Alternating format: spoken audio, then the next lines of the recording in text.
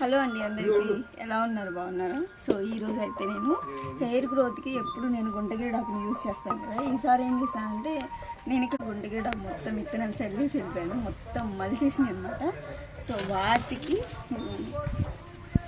ఇంకా మనం ఆయిల్ వేసి కాసుకున్నాం అనుకోండి, ప్రతిరోజు దీన్ని వాడితే సరిపోతుంది అని చెప్పేసి ఈ రోజ్ ఫ్లవర్స్ కూడా, నాటు గులాబీలు కూడా మా చెట్లు అనమాట. ఇవి ఉసిరిగాయలని చెప్పేసి పక్కింటి ఆంటీ వాళ్ళని అడిగి ఇవి తీసుకొచ్చాం.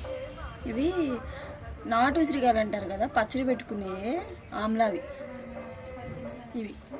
ఇవి కూడా ఎలాంటి కెమికల్స్ యూజ్ లేకుండా పండినవి. ఈ రోజ్ ఫ్లవర్స్ అయినా గుంటగిరిడాకైనా ఇదైనా ఇంకా దీని నిండా మందారాకు తెచ్చుకున్నాయి. ఎందుకంటే మనకి చుండ్రు అదేమన్నా ఉంటే ఈ మందారాకు యూజ్ చేస్తే పోతుంది అనమాట.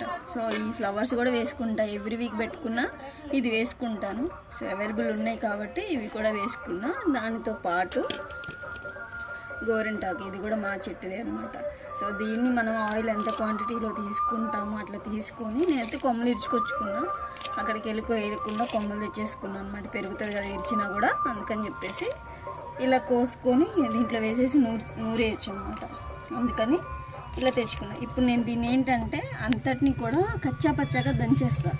అలా దంచేసి మనం ఆయిల్లో కాసుకున్నాం అనుకోండి, దీంట్లో ఉన్న రసం అంతా కూడా ఆయిల్లో ఆగేసుకొని బాగా తెల్ల కాగనియాలి.